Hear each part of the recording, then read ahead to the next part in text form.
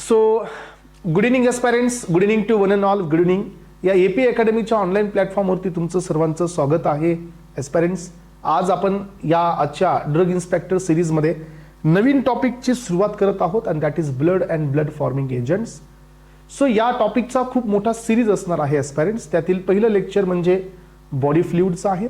Second lecture जे actual ब्लडबद्दल आपण डिस्कस करू. Then so we will go for the RBC, we will go for the WBC, platelets, plasma protein binding, then ब्लडचे सर्व significance, clotting mechanism, so on. हा थोडासा मोठा topic आहे आणि या सगळ्या बीट्सला क्लिअर करायचे तुम्हाला वन बाय वन, कारण हा जो पोर्शन आहे ड्रग इन्स्पेक्टर सिलेबसमध्ये याचं वेटेज खूप जास्त देण्यात आलेलं आहे. 3 इम्पॉर्टंट वेटेज आहेत या DIच्या पेपरमध्ये. त्यातील पहिलं वेटेज हे आहे blood and blood forming agents.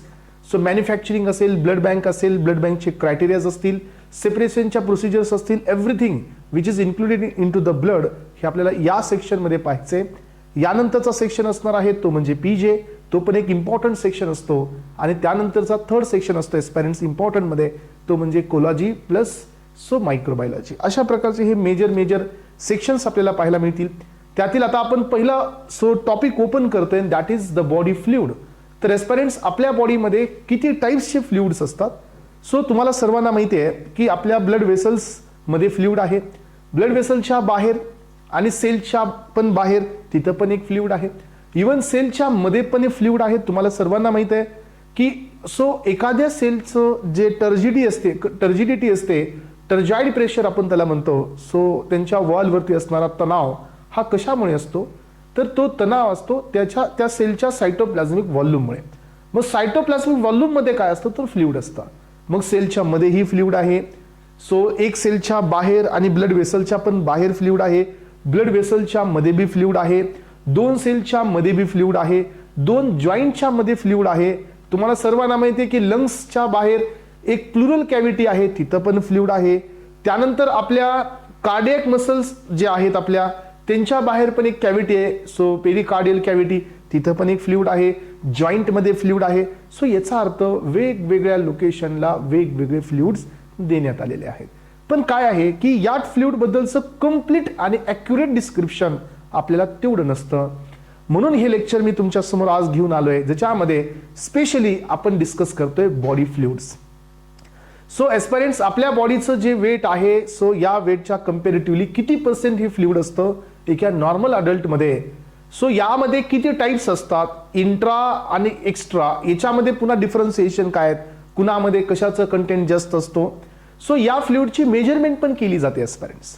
So तुम्हाला माहित असू द्या, आपल्याकडे intracellular fluid, extracellular fluid, vascular fluid, plasma असेल किंवा अजून काय असेल, यांचं डिटर्मिनेशन पण केलं जातं. तर या एक्झाममध्ये सगळ्यात जास्त मोठा फोकस करण्यात आलेला आहे टाइप्स ऑफ फ्लुइड्स वरती, आणि त्याच्यानंतरचा फोकस केलेला आहे या फ्लुइडच्या मार्कर्स वरती.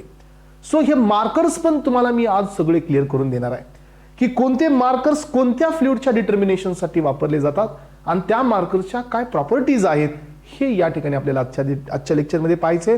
त्यानंतर आपण हे पण पाहणार आहोत की आपल्या बॉडीमध्ये जे RBC मध्ये जी टोनिसिटी मेंटेन केली जाते, ही कशी मेंटेन केली जाते. सो ऑस्मोलॅरिटी आहे, ऑस्मोलॅलिटी आहे, टोनिसिटी आहे, हायड्रेशन आहे आणि डिहायड्रेशन आहे. सो आणि ओव्हर हायड्रेशन पण असतं एस्पायरंट्स, तो पण एक प्रॉब्लेम असतो. ह्या सगळ्यांचा सिक्वेन्स आजच्या लेक्चरमध्ये मी दिलेला आहे. So this is and the first lecture, आपल्या या सिरीज मधलं पहिलं लेक्चर असेल एस्पायरंट. याच्यानंतर सगळे लेक्चर्स सगळे तुमचे ब्लडवरती एका सिरीजमध्ये तुमच्या समोर येतील. ओके, तर सुरुवात करूया आजच्या या सेशनला. What is the meaning of body fluid? So aspirants, जे लिक्विड पोर्शन असतो आपल्या बॉडीमध्ये, सो तो आपला बॉडी फ्लुइड असतो. So body fluid are the liquid within the body. So body fluids are the liquid within the body that plays and vital role in the maintaining the life. So जो तुमच्या या लाईफमध्ये vital in the sense aspirants, essential, याला आपण vital असं म्हणतो. हा जो वर्ड असतो vital it means essential. So आपल्या बॉडीमध्ये काही गोष्टी खूप जास्त इसेन्शियल असतात, जसं की ऑक्सिजन हे आपल्या बॉडीला इसेन्शियल आहे. सो ग्लुकोज हा आपल्या बॉडीमध्ये इसेन्शियल आहे. तसं सेलच्या मध्ये सो फ्लुइड असणं, सेलच्या बाहेर फ्लुइड असणं, ब्लडच्या वेसल्समध्ये फ्लुइड असणं हे पण इसेन्शियल आहे. हे जर फ्लुइड अब्सेंट असतील एस्पायरंट्स तर होमिओस्टॅसिस होणारच नाही, एक्सचेंज ऑफ मटेरियल होणार नाही. त्यामुळे बॉडीचे सगळे फंक्शन्स हे तुमचे या ठिकाणी अफेक्ट होऊ शकतात या फ्लुइडच्या डिफिशियन्सीमध्ये. तर टोटल तुम्ही पाहू शकता नॉर्मल यंग अडल्टमध्ये जवळजवळ 60 to 65% वॉटर आहे, सो जे की बॉडी फ्लुइड आहे, आणि 35 to 40% हे सॉलिड आहे. यानंतर नॉर्मल यंग अडल्ट फिमेलमध्ये 55 to 55% पर्यंत सो हे फ्लुइड आहे, आणि 45 to 50% सो काय असतं तर या ठिकाणी तुम्हाला पाहायला मिळेल सॉलिड आहे. So water is less because more amount of the subcutaneous adipose tissue. हा, तर तुम्हाला परत एकदा लक्षात ठेवायचे the relation in between the obesity and the fluid, body fluid आणि ओबेसिटीचं जे रिलेशन आहे हे इन्व्हर्सली प्रोपोर्शनल असतं. लक्षात ठेवा, जेवढे ॲडिपोज टिश्यूज एखाद्या पर्सनमध्ये जास्त असतील, जेवढा तो पर्सन जास्त ओबेस असेल, तेवढं त्याच्यामध्ये बॉडी फ्लुइडचं प्रमाण हे कमी असतं. सो हे पण तुम्हाला मी खाली एका स्टेटमेंटमध्ये देण्यात आलेलं आहे. Water content decreases with the increasing the adipose tissue. मग ॲडिपोज टिश्यू हे कुणामध्ये असतात, जे फॅटी असतो, सो जो ओबेस असतो त्याच्यामध्ये ॲडिपोज टिश्यू जास्त असतात, तर त्याच्यामध्ये बॉडी फ्लुइडची कमतरता असते. So total quantity of body fluid in average human being, so 70 kg मध्ये जवळजवळ 40 लिटर्स हे बॉडी फ्लुइड असतं. हे पर्सेंटेजमध्ये व्हॅल्यू नाही, आता ही लिटर्समध्ये व्हॅल्यू आहे. सो डोंट फॉरगेट एस्पिरंट्स, युनिटला पण खूप मोठं वेटेज आहे, लिटर्स सो पर्सेंटेज ह्या दोघांमध्ये फरक आहे. सो हे जे पर्सेंटेज आहे हे 100%च्या कम्पॅरेटिव्हली बोलतोय आपण, हे लिटर्स मध्ये देण्यात आलेलं आहे. 70 kgच्या पर्सन, सो 70 kg पर्सन मध्ये 40 लिटर्सचं काय असतं फ्लुइड प्रेझेंट असतं. मग आता या फ्लुइडचे सिग्निफिकन्स काय आहे, सिग्निफिकन्स इन द सेन्स एस्पिरंट्स, या फ्लुइडचे आपल्या बॉडीमध्ये रोल काय आहेत. होमिओस्टॅसिस, होमिओस्टॅसिस हा वर्ड तुम्ही खूप कॉमनली आतापर्यंत सो ऐकलेला असतो. ऍक्च्युअली होमिओस्टॅसिस म्हणजे इक्विलिब्रियम मेंटेन करणे हर एक त्या गोष्टीमध्ये जी आपल्याला व्हायटल आहे, जी आपल्यासाठी इसेन्शियल आहे. सो फॉर एक्झाम्पल हे पहा, सो या फ्लुइडमुळे बॉडी सेल हे सर्व्हाइव्ह होतात. So in the fluid medium called as a internal environment, so that is milieu interieur, हे याचं एक सो हे लॅटिन वर्ड आहे. याचा अर्थ असा असतो इंटरनल इन्व्हायरमेंट आपल्या बॉडीमध्ये मेंटेन करण्याचं काम हे बॉडी फ्लुइड करत असतात. सो यानंतर पहा, water not only forms the major constituents of the internal environment but also plays important role in the transport. So याचं ट्रान्सपोर्टमध्ये बी ह्या बॉडी फ्लुइडचा रोल असतो एस्पिरंट. तर आपल्यामध्ये सगळ्यात जास्त ट्रान्सपोर्टिंग बॉडी फ्लुइड तर कोण असेल तर तो असतो प्लाझ्मा, ज्याला आपण व्हॅस्क्युलर बॉडी फ्लुइड म्हणतो, ज्याचा सगळ्यात मोठा रोल हा ट्रान्सपोर्टेशन मध्ये असतो. तो गॅसेस असो, ते वेस्ट असो, किंवा ते न्यूट्रिएंट्स असो, काही असो, किंवा ते हॉर्मोन्स पण असो, ह्या सगळ्यांमध्ये याचा रोल इम्पॉर्टंट आहे. व्हायटामिन्स असो, इलेक्ट्रोलाइट्स पण असो. सो वॉटर हा आपल्या बॉडीमध्ये, तुम्हाला ही माहिती आहे, पाठीमागच्या लेक्चर्समध्ये आपण मेटाबॉलिझम पाहिलेला आहे. सो मेटाबॉलिझम मध्ये dehydrogenation, hydration, dehydration, decarboxylation, so elimination reaction असतील, कंडेन्सेशन रिएक्शन्स असतील, जेवढ्या काही मेटाबॉलिक रिएक्शन्स आहेत एस्पिरंट्स, प्रत्येक रिएक्शनला मीडियमची गरज असते. तर आपण पाहतो की वॉटर हे जे फ्लुइड आहे हे मीडियमचं पण काम करत आहे. सो ज्याच्यामधून ह्या रिएक्शन्स या ठिकाणी प्रोसीड आउट होणार आहे. चला पुढे या. नेक्स्ट वन आहे, सो वॉटरमुळे आपल्या बॉडीतलं बॉडी टेम्परेचर पण मेंटेन होतं. सो तुम्हाला हे सर्वांना माहिती आहे की ज्या वेळेला थर्मोरेग्युलेशन केलं जातं आपल्या बॉडीमध्ये, सो ज्या वेळेला आपल्या बॉडीमध्ये एक सिस्टम ऍक्टिव्हेट होते, that is called parasympathetic system किंवा पॅरासिम्पॅथोमायमेटिक सिस्टम, त्यावेळेला आपल्याला स्वेटिंग होते. स्वेटिंग होत असेल एस्पिरंट्स तर सिक्रिशन होतं आपल्या बॉडीमधून स्वेटचं, तर आपल्या बॉडीचं टेम्परेचर हे ड्रॉप डाऊन होतं. याचा अर्थ काय असतो की वॉटर हे आपल्या बॉडीमध्ये थर्मोरेग्युलेशनचं काम करतं, जे की आपल्या बॉडीतलं एक फ्लुइड आहे. सो यानंतर सो बॉडी फ्लुइड हे किती कंपार्टमेंटमध्ये अवेलेबल आहे, टोटल आपल्याकडे 40 लिटरचं फ्लुइड आहे एस्पिरंट्स. सो 40 लिटर हा ओरिजिनल व्हॉल्यूम असतो का सांगा बरे. Yes, is it original volume? नाही, तर हे 40 लिटर हा एक हायपोथेटिकल व्हॉल्यूम आहे एस्पिरंट्स. सो जो की आपण एका हायपोथेटिकल वे मध्ये याला कन्सिडर केलेलं असतं. 40 litres it means 40 Bisleri bottles. मग तुम्हाला असं वाटतं का की 40 बिस्लरी बॉटल्स आपल्या बॉडीमध्ये प्रेझेंट आहेत? So absolutely not. So 40 Bisleri bottles नाही आहेत. So it is in the hypothetical volume. So यानंतर आपण पाहतो की जे आपल्या बॉडीमधलं जे फ्लुइड आहे एस्पिरंट्स, सो 2 इम्पॉर्टंट क्लासमध्ये क्लासिफाय करण्यात आलेला आहे. So this is an very very important part जो आता मी डिस्कस करायला जात आहे. सो टोटल बॉडी फ्लुइड हे 2 क्लासमध्ये क्लासिफाय करण्यात आलेलं आहे, आणि क्लासिफिकेशन करण्यात आलेलं आहे on the basis of location. हे क्लासिफिकेशन लोकेशनच्या बेसिसवरती आहे. सो पहिला क्लास आहे इंट्रासेल्युलर फ्लुइड्स. इंट्रासेल्युलर फ्लुइड्स म्हणजे काय, जे सेलच्या मध्ये असणारं फ्लुइड आहे. सो इंट्रासेल्युलर फ्लुइड हे कुठं असतं? सो सेलच्या मध्ये आपल्याला सर्वांना माहिती आहे ह्युमन बॉडीमध्ये सेल वॉल ही प्रेझेंट नाही आहे. सो ह्युमन बॉडीमध्ये सेल वॉलच्या जागी प्लाझ्मा मेम्ब्रेन आहे जी बायलेअरची आहे. सो या प्लाझ्मा मेम्ब्रेनच्या मध्ये जो एम्प्टी स्पेस असतो that space is called as a cytoplasm. आणि ह्या सायटोप्लाझम मध्ये जे फ्लुइड प्रेझेंट असतं this fluid is called as a intracellular fluid. So aspirant जे फ्लुइड हे सेलच्या बाहेर आहे ते टोटल फ्लुइड झालं एक्स्ट्रा सेल्युलर फ्लुइड. जे फ्लुइड हे सेलच्या मध्ये आहे ते झालं इंट्रासेल्युलर फ्लुइड. जे फ्लुइड सेलच्या कम्प्लिटली बाहेर आहे आउटसाइड द सेल ते झालेलं आहे एक्स्ट्रा सेल्युलर फ्लुइड. मग ॲस्परंट्स एक्स्ट्रा सेल्युलर फ्लुइड मध्ये पुन्हा वापस काही वेगवेगळे टाइप्स देण्यात आलेले होते. यांचं पण सब क्लासिफिकेशन करण्यात आलेलं आहे on the basis of location. तुम्हाला असं म्हणता येईल की एक्स्ट्रा सेल्युलर फ्लुइड सो हा प्लाझ्मा कसं काय सर? प्लाझ्मा तर एक्स्ट्रा सेल्युलर मध्ये येणार नाही. सो बेटा आपण इथं कंपॅरिझन कशाचं केलंय माहितीये? आपण एक सेल दिलेला आहे आणि ह्या सेलच्या लोकेशन वरती हे क्लासिफिकेशन देण्यात आलेलं आहे. So this will be the most accurate classification for the body fluids. याच्यामध्ये ॲक्युरेटली क्लासिफाय केलं गेलं की व्हॅस्क्युलर पण तुमचं एक्स्ट्रा सेल्युलर मध्ये दिलेलं आहे. सो तुम्ही असं म्हणाल की सर आतापर्यंत आपण काय शिकत होतो की व्हॅस्क्युलरच्या बाहेर जे असतं ते एक्स्ट्रा सेल्युलर असतं. पण इथं जो आपण अप्रोच अप्लाय केलेला आहे सेलच्या बाहेरचे सगळे फ्लुइड्स म्हणजे एक्स्ट्रा सेल्युलर फ्लुइड्स. अलग लक्षात? या बेसिसवरती आपण हे क्लासिफिकेशन दिल्यामुळे एक्स्ट्रा सेल्युलर फ्लुइडच्या मध्ये व्हॅस्क्युलर दिलेलं आहे. कन्फ्यूज कराल तर मग कन्फ्युजन वाढेल. त्याच्या आधीच मी हे कन्फ्युजन तुमचं क्लिअर करून दिलेलं आहे की याच्यामध्ये इंटरटिशियल फ्लुइड आहे फर्स्ट क्लास. इंटरटिशियल फ्लुइड याचा अर्थ पुन्हा एकदा असतो की सेलच्या बाहेरचं आणि ब्लड वेसलच्या पण बाहेरचं दोघांच्या मधलं म्हणायला काही हरकत नाही. So this is called the interstitial fluid.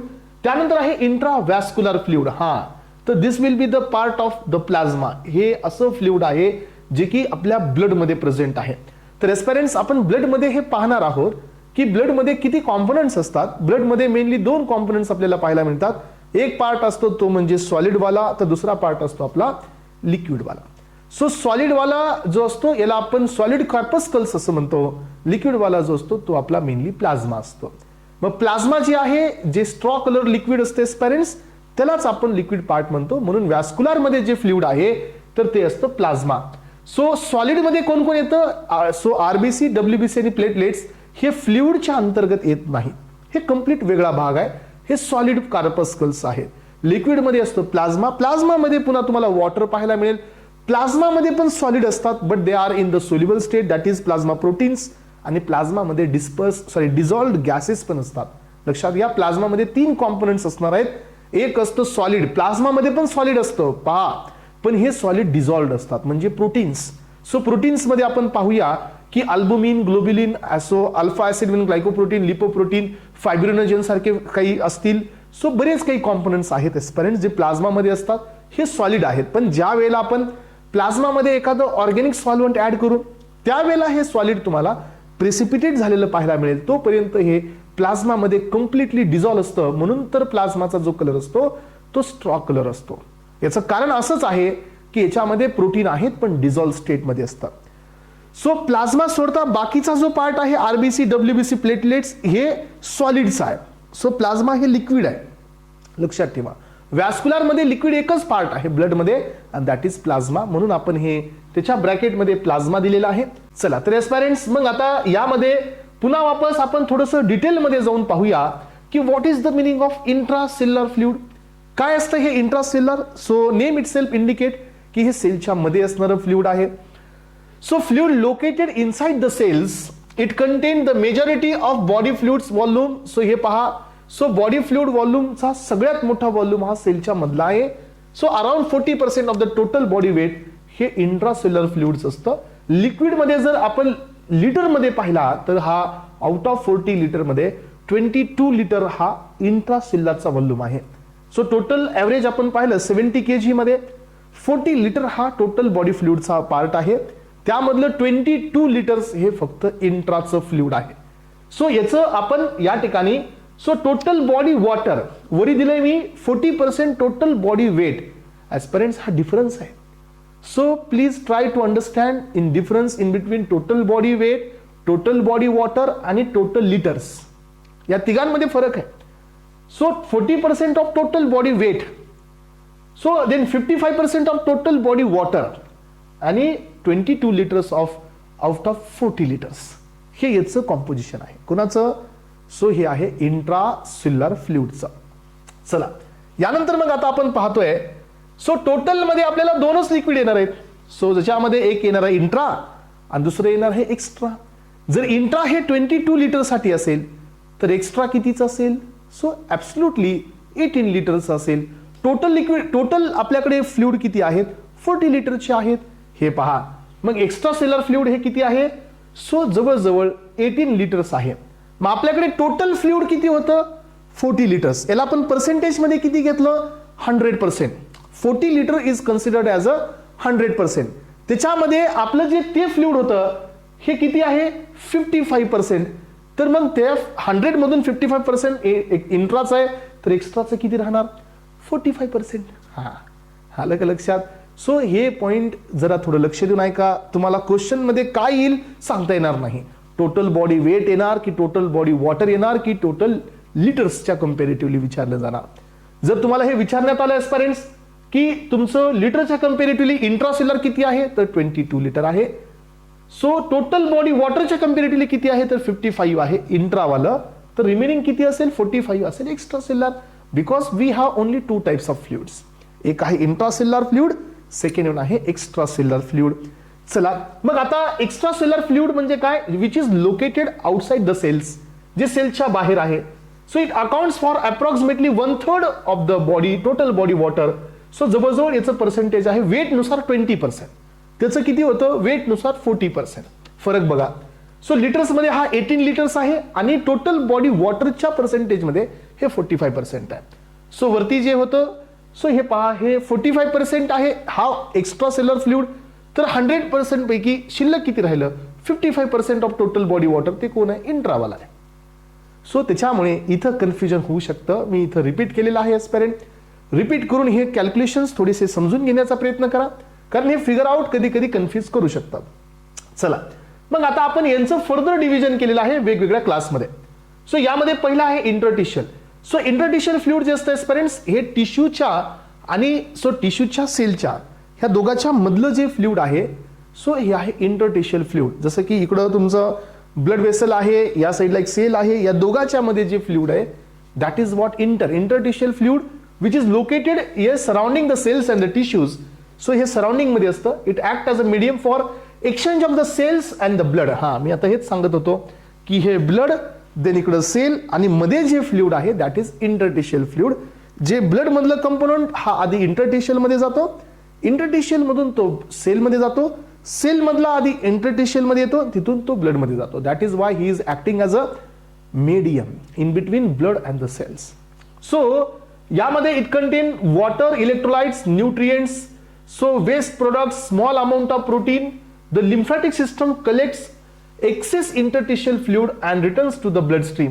So तुम्हाला माहिती आहे का आपल्याकडे सो जे ट्रान्सपोर्टेशनच्या मेन 2 मेकॅनिझम आहेत. तर त्याच्यात एक असतं ब्लड आणि दुसरे असतात लिम्फ. सो लिम्फ काय आहेत हे पण पुढे मी देणार आहे, याचं पण सेपरेट लेक्चर होईल. सो ब्लड काय आहे हे पण आपण पुढे पाहणार आहोत. सो एक्सेसिव्ह इंटरटिशियल फ्लुइड हे लिम्फ मध्ये जातं, लिम्फ मधून पुन्हा वापस ते ब्लड सेल मध्ये येतं. आपल्याकडे लिम्फॅटिक ऑर्गन्स असतात बघा भरपूर सारे, तिथं यांचं सर्क्युलेशन असतं आणि लिम्फॅटिक सिस्टम आणि वॅस्क्युलर सिस्टम ह्या दोन्ही सिस्टम एकमेकाला क्लोजली असोसिएटेड असतात. चला पुढे या एस्पिरंट्स नेक्स्ट वन आहे इंट्रावॅस्क्युलर जे फ्लुइड ब्लड मध्ये आहे. मग आता ब्लड मध्ये तर खूप सारी गोष्टी आहेत, आरबीसी, डब्ल्यूबीसी, प्लेटलेट्स आहेत. सो यांना नाही घ्यायचं फ्लुइड मध्ये कारण this is the part of solid corpuscles. Fluid म्हणजे काय असतं? लिक्विड वाला. लिक्विड मध्ये येते plasma. So the fluid component of the blood हे पहा located within the blood vessels, transport the blood cells. आणि या फ्लुइडचं काम काय? ब्लड सेल्सला ट्रान्सपोर्ट करणं, न्यूट्रिएंट्सला ट्रान्सपोर्ट करणं, हॉर्मोन्सला ट्रान्सपोर्ट करणं, waste product throughout the body, गॅसेसला ट्रान्सपोर्ट करणं, हे पण यांचं काम आहे. Plasma has a higher protein content compare to the interstitial fluid. हा प्लाझ्मा मध्ये जास्त प्रोटीन्स आहेत आणि proteins will act as a reservoir. Proteins मध्ये सगळ्यात जास्त प्रोटीन्स कोणते असतात तर तो असतो अल्बुमिन. याला सेकंड नेम असतं ह्युमन सेरम अल्बुमिन. जवळजवळ याचं कॉन्सन्ट्रेशन हे 4 ग्राम% पर्यंत असतं, मॅक्सिमम कॉन्सन्ट्रेशन. मग जर एखादा ड्रग आपल्या ब्लडमध्ये येत असेल एस्पायरेंट, तर तो ड्रग इनिशियली प्लाझ्मा प्रोटीनलाच बाइंड होतो, आणि जो ड्रग प्लाझ्मा प्रोटीनला बाउंड होतो तो ड्रग फार्माकोलॉजिकली इनॅक्टिव्ह असतो, पण त्याचा बेनिफिट बी असतो, तो बॉडीच्या बाहेर जात नाही ना, तो डिस्ट्रीब्यूट होत नाही. आणि तिसरा अजून एक बेनिफिट असतो, त्याचं मेटाबॉलिझम पण होत नाही. तर हे कुठं शिकायला मिळेल, ज्यावेळेला आपण प्लाझ्मा प्रोटीन बाइंडिंग पाहू तिथं हे पॉइंट्स तुम्हाला मी क्लिअर करून देईल. तर एस्पायरेंट्स, सो प्लाझ्मा प्रोटीनचं कंटेंट हे वॅस्क्युलर मध्ये जास्त आहे rather than the interstitial fluid. यानंतर आहे ट्रान्ससेल्युलर फ्लुइड. तर ट्रान्ससेल्युलर फ्लुइड हे असतं within the epithelial lining space यांच्यामध्ये. सो एस्पायरेंट्स, आपल्याकडे सो जे सेपरेट काही असे लोकेशन्स आहेत 2 सेलच्या मध्ये, so that is what the transcellular. So एक आहे सेरिब्रोस्पायनल फ्लुइड, जे कुठं असतं, आपल्या ब्रेन मध्ये प्रेझेंट असतं, आपल्या स्पायनल कॉर्ड मध्ये हे प्रेझेंट आहे. तुम्हाला सर्वांना माहिती आहे हे इपिथेलियलचे आहेत बरं का, हा लक्षात ठेवा. सो आपल्याकडे ड्युरा मॅटर आहे, आपल्याकडे पिया मॅटर आहे, आपल्याकडे एरेचिनॉइड आहे. सो हे कोण असतात, तर हे असतात तुमचे प्रोटेक्टिव्हच्या लेयर्स. सो हे मेनिंजस असतात, अलग लक्षात. याच्यामध्ये सब ड्युरल स्पेस असतो आणि सब एरेचिनॉइड स्पेस असतो. इथं असतात secretory parts, that is anterior choroid plexuses and the posterior choroid plexuses, जे की CSF ला सिक्रिट करतात, विच इज व्हाइटिश और मिल्किश लिक्विड. सो जे की CNS मध्ये प्रेझेंट आहे. आणि हे असतं तुमचं एक्सचेंज करण्यासाठी, याचा रोल असतो CNS ला मॉइस्ट ठेवण्यासाठी, याचा रोल असतो CNS ला न्यूट्रिएंट्स प्रोव्हाइड करण्यासाठी, बरेच रोल असतात. हे CSF अजून आपल्या वेंट्रिकल मध्ये बी प्रेझेंट असतं. फोरामेन वेंट्रिकल्स असतात, इंटरवेंट्रिक्युलर फोरामन असतं, थर्ड वेंट्रिकल असतं, फोर्थ वेंट्रिकल असतं आणि सेरेब्रल अक्वाडक्ट, एवढ्या जणांमध्ये CSF प्रेझेंट असतं. आणि यानंतर स्पायनल कॉर्ड मध्ये एक मध्ये सेंट्रल डॉट जो असतो, that is the central canal, तिथं पण तुमचं सेरिब्रोस्पायनल फ्लुइड प्रेझेंट असतं. तर ह्यांची लाइनिंग असते इपिथेलियल सेलची, आणि हे इपिथेलियल सेलच्या मधलं फ्लुइड म्हणजे सो हे ट्रान्ससेल्युलर आहे. एक आहे तुमचं सेरिब्रोस्पायनल, त्यानंतर इंट्राऑक्युलर. इंट्राऑक्युलर म्हणजे जे आईज मध्ये जे आहे aqueous humour fluid, so that is what the intraocular which is secreted by the choroid, so ciliary body. So ciliary bodies असतात आपल्या या कोरॉइड प्लेक्झसेस, कोरॉइड प्लेक्झस म्हणता येणार नाही, ciliary body, it is part of the choroid layer. So जी middle layer असते eyes मध्ये तिथं हे प्रोडक्शन होत असतं ऑक्युलर फ्लुइडचं. सो ज्याला आपण लॅक्रिमल फ्लुइड म्हणतो. डायजेस्टिव्ह ज्यूस आहे, पॅनक्रियाटिक ज्यूस असेल, स्टमक मध्ये सिक्रिट होणारं फ्लुइड असेल. स्टमक मध्ये पण आपले HCl प्रोडक्शन होतं, सगळ्यांना माहिती आहे. Gastric glands which is present on the parietal cells, तिथून आपलं HClचं प्रोडक्शन होतं. बरेच पॅनक्रियाटिक ज्यूस हे पॅनक्रियाज मध्ये सिक्रिट होत असतात. सो ट्रिप्सिन असेल, पेप्सिन असेल, खूप सारे एन्झाइम्स पण सिक्रिट होतात, that is called as the pancreatic juice.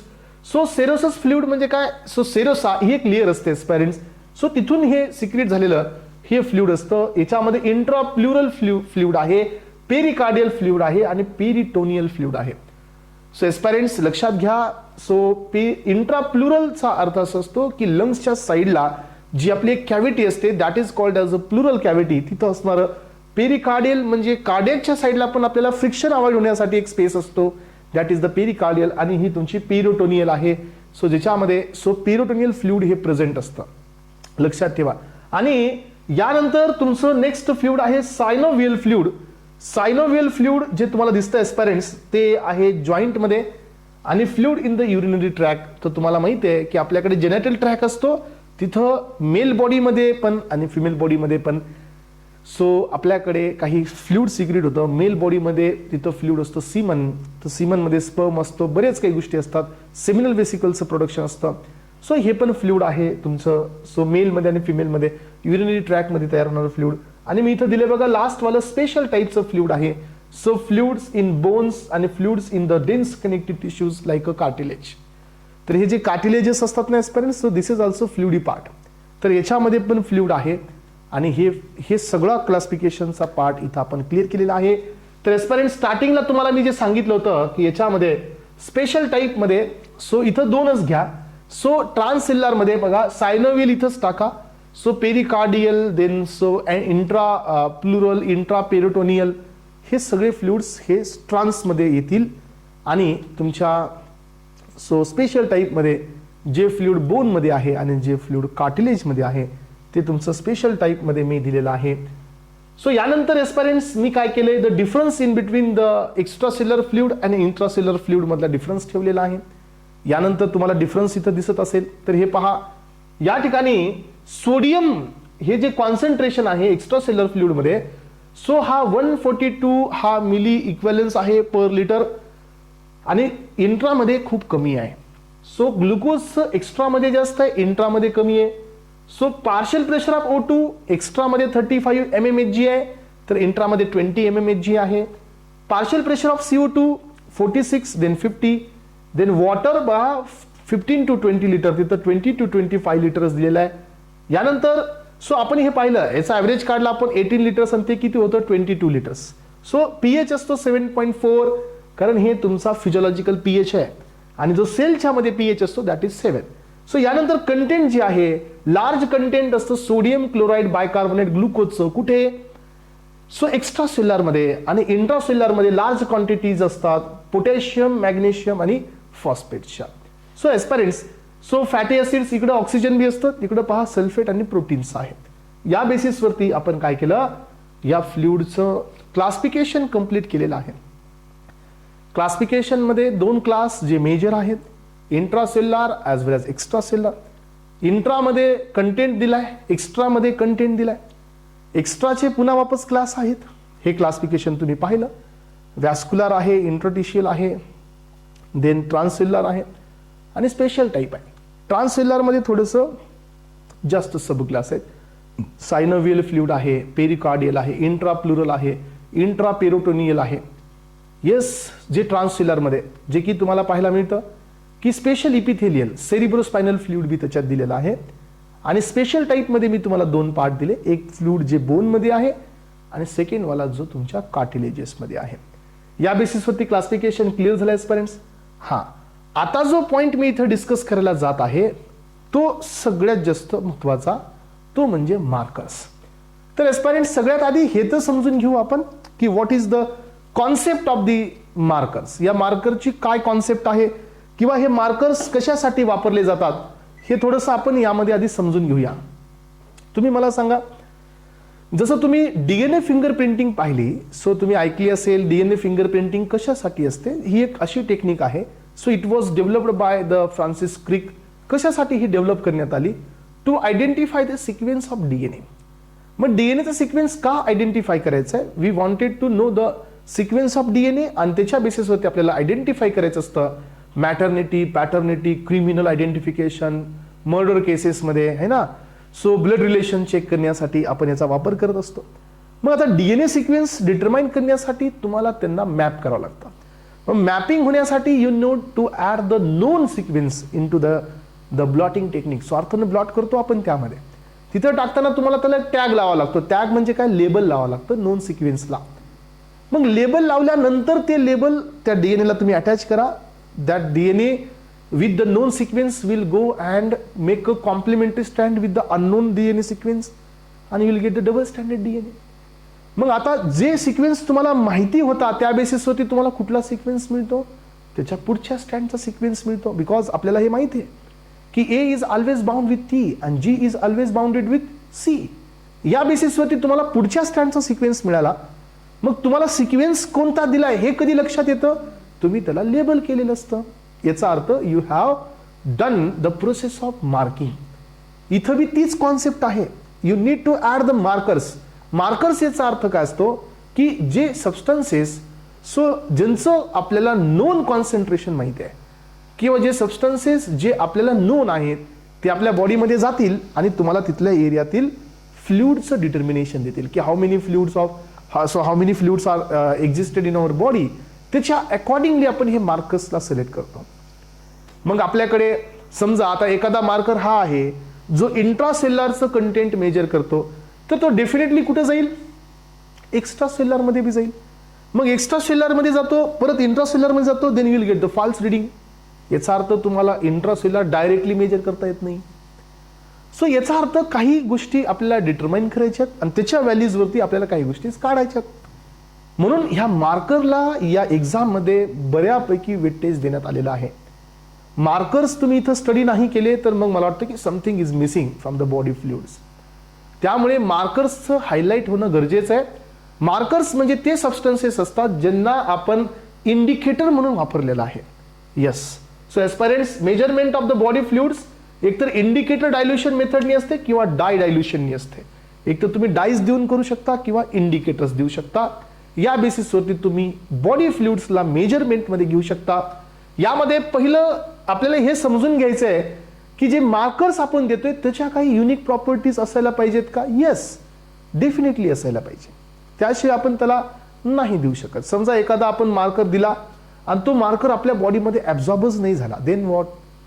एखादा मार्कर आपण दिला तो बॉडीतल्या सगळ्या सेल्ससोबत रिॲक्ट झाला, देन व्हॉट. एखादा आपण मार्कर दिला ज्या कंपार्टमेंटसाठी दिला होता तो तिथे गेलाच नाही, देन व्हॉट. किंवा तो त्या बी कंपार्टमेंटमध्ये गेला आणि अदर दॅन दिस अदर कंपार्टमेंटमध्ये पण एंटर झाला, then you will get the false reading, then what.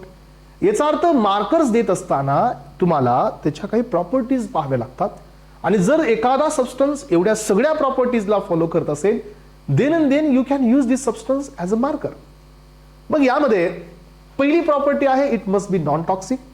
तो बॉडीमध्ये कुठल्याही प्रकारची टॉक्सिसिटी नाही दिला पाहिजे. Must be mixed with the compartment so so thoroughly. So यामध्ये विदिन द रिझनेबल टाइम. ठीक आहे, तुम्ही आता ज्या सिस्टमसाठी हा मार्कर दिलाय आणि he is taking more than 10 hours to mix with this compartment, चालेल का. नाही चालणार.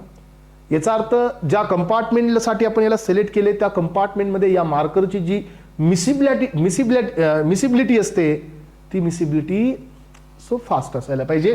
Should not excreted rapidly. Yes, so तुम्ही दिला आणि तो इमिडिएटली एक्सक्रीट झाला असंही नाही झालं पाहिजे before getting the measurement. Otherwise काय होईल की तुम्ही दिलेला आहे मार्कर, तुम्ही जोपर्यंत मेजर करताय तोपर्यंत 20% पोर्शन हा एक्सक्रीट झालेला असेल तर then again you will get the false reading.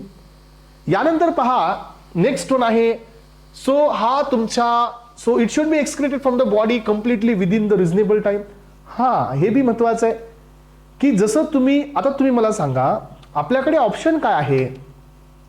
So आपण एखादं कंटेंट समजा GFR मेजरमेंटसाठी आपण एखादा ड्रग देतो तर आपण ही मेजरमेंट कशाच्या बेसिसवरती करतो की तो ड्रग किती % युरिनमध्ये आलेला आहे त्या बेसिसवरती करतो. याचा अर्थ काही मेजरमेंट हे concentration of the particular marker so in to the urine या बेसिसवरती आपण करत असतो. त्यामुळे तो ड्रग पूर्ण एक्सक्रीट पण झाला पाहिजे, काही प्रमाण बॉडीमध्ये नाही रिमेन असायला पाहिजे किंवा अक्युम्युलेशन याचं नसायला पाहिजे. सो यानंतर पहा it should not change the colour of the body fluid. Yes, मार्करनी कलर नाही बदलले पाहिजेत. Should not alter the volume of body fluid आणि व्हॉल्यूम बी चेंज नाही केला पाहिजे. अदरवाईज सो याच्यामुळे जर काही व्हॉल्यूम चेंज झाला again you will get the false reading. मग एस्पायरंट्स हे तर इंट्रोडक्टरी होता. काही वेळेला एखाद्या वेळेला डायरेक्ट क्वेश्चन मध्ये येत असेल तर ते ठीक आहे, पण आता आपल्याला याचे ॲक्युरेट पॉइंट्स कव्हर करायचे आहेत की total body water, intracellular fluid, extracellular fluid, intracellular fluid, so body fluid, interstitial fluid हे कसे मेजर केले जातात आपण पाहत आहोत. याच्यासाठी कोणते मार्कर्स आपल्याला देणं गरजेचं आहे हे पहा. So body fluid is measured by using the markers substance which is distributed through all the body compartment. मग आता आपल्याला टोटल बॉडी वॉटर पाहायचंय किंवा टोटल बॉडी फ्लुइड पाहायचंय तर आपल्याला दोन्ही पण कंपार्टमेंटला मेजर करावं लागेल. एक तर इंट्रावाला बी मेजर करावं लागेल आणि तुम्हाला एक्स्ट्रावाला पण मेजर करावं लागेल. येस और नो. मग इंट्रा प्लस एक्स्ट्रा म्हणजे काय, ड्रगला ब्लडमध्ये बी जायचे, सो ड्रगला इंटरटिशियल मध्ये पण जायचे आणि ड्रगला सेलच्या मध्ये पण जायचंय ह्या मार्कर सबस्टन्सला, तरच तो तुम्हाला सगळ्या टोटल बॉडी फ्लुइडचं व्हॉल्यूम देईल. मग असे आपल्याकडे कोणते ड्रग्स आहेत ज्यांच्याकडे सगळीकडे बॉडीमध्ये स्प्रेड होण्याची प्रॉपर्टी आहे and that are called as the markers for total body water.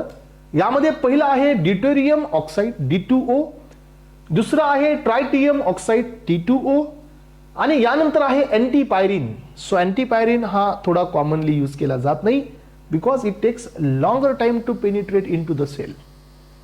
So त्यामुळे याचा एक ड्रॉबॅक आहे अँटीपायरिनचा. चला यानंतर पहा आता दुसरा मार्कर आपल्याला पाहायचंय तो म्हणजे एक्स्ट्रा सेल्युलर वाला. मग आता एक्स्ट्रा सेल्युलरचं तुम्हाला कंपार्टमेंटची मेजरमेंट करायची आहे तर तुमचा मार्कर कोणत्या कंपार्टमेंटमध्ये नाही गेला पाहिजे. येस, सो डेफिनेटली सांगा जर तुम्ही हा मार्कर देताय in order to measure the extra cellular fluid then तुमचा मार्कर हा कोणत्या कंपार्टमेंटमध्ये एंटर नाही केला पाहिजे, सेलच्या मध्ये. याचा अर्थ इंट्रासेल्युलर मध्ये हा नाही गेला पाहिजे. That is why extra cellular मार्करची एक प्रॉपर्टी आली की एक्स्ट्रा सेल्युलर मार्कर हा तुमच्या बॉडीमधून सगळीकडे स्प्रेड होईल, so but do not enter in to the cell. बाकी सगळीकडे जाईल, synovial, pericardial, so intrapleural, then peritoneal, सगळीकडे जाईल, पण कुठे जाणार नाही, सेलच्या मध्ये जाणार नाही. आणि तोच तुमचा मार्कर असेल एक्स्ट्रा सेल्युलर व्हॉल्यूमच्या मेजरमेंटसाठी. मग आता पहा, आपल्याकडे रेडिओ ऍक्टिव्ह सबस्टन्सेस आहेत यांची मेजरमेंट करण्यासाठी. तर एस्पिरंट्स, या चार्टला तुम्ही किती स्टार रेटिंग द्याल माहितीये इम्पॉर्टन्सच्या? So comparatively at least 5 star. 5 star rating तुम्हाला याला द्यावी लागेल, कारण हा पोर्शन तेवढा इम्पॉर्टंट आहे. रेडिओ ऍक्टिव्ह सबस्टन्सेस सोडियम आहे, क्लोराईड आहे, ब्रोमाइड आहे, सो सल्फेट आहे आणि थायोसल्फेट आहे. तर हे सबस्टन्सेस वापरले जातात तुमच्या सो एक्स्ट्रा सेल्युलर फ्लुइडसाठी. त्यानंतर नॉन मेटाबोलायझेबल सॅकराइड्स आहे. सो मेटाबोलायझेबल म्हणजे काय? ज्यांचं बॉडीमध्ये मेटाबॉलिझम होत नाही, हे इनर्ट असतात. ऍक्शन बी नाही आणि मेटाबॉलिझम बी नाही. ऍक्शन आहे.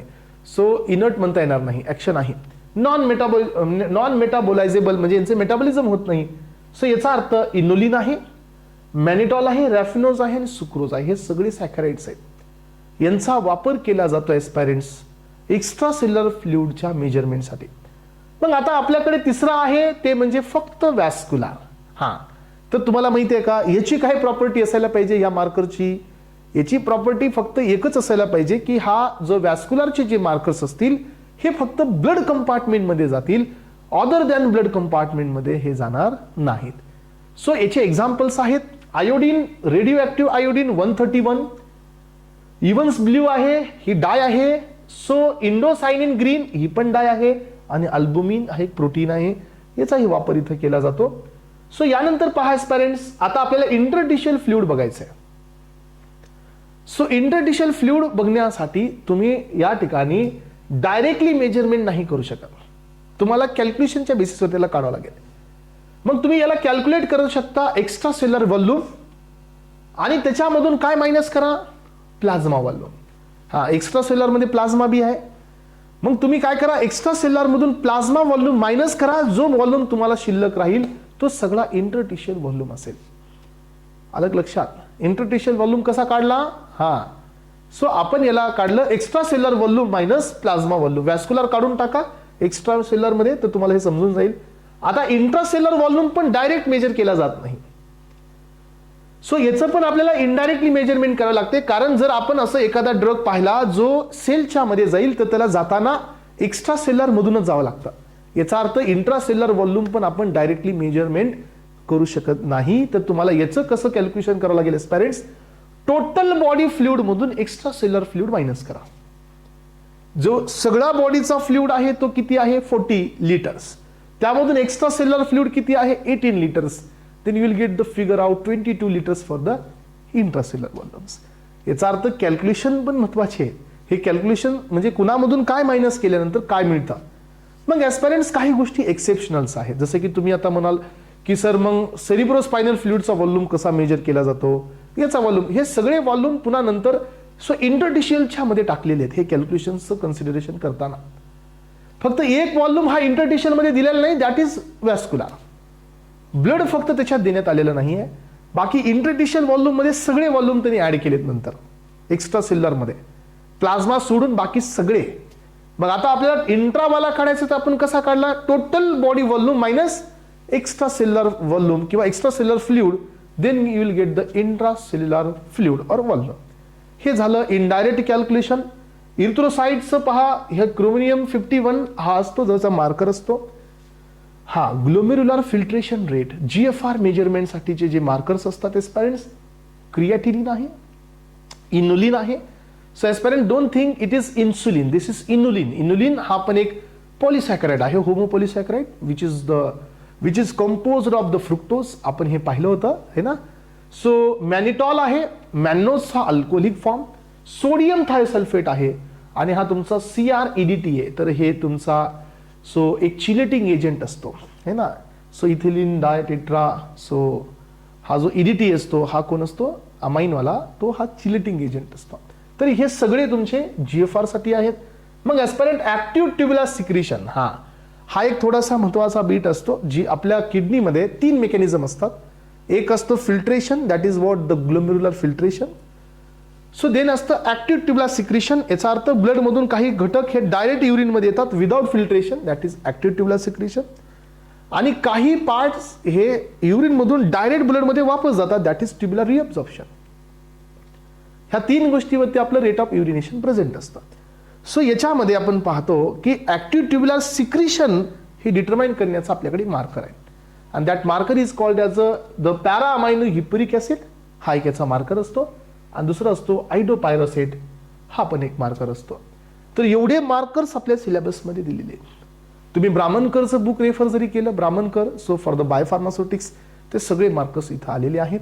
ओके, तर अशा प्रकारे तर एस्पायरंट्स आपण या ठिकाणी या टॉपिकला बॉडी फ्लुइडला सो क्लिअर केलेला आहे 100%. ओके एस्पायरंट्स, काय डाऊट आहे, काय डिफिकल्टी आहे सो सांगा. अदरवाइज बॉडी फ्लुइड्स हे कम्प्लिटली इथं फिनिशअप झालेले आहे. ओके, चलो, thank you so much aspirants. Have a nice day.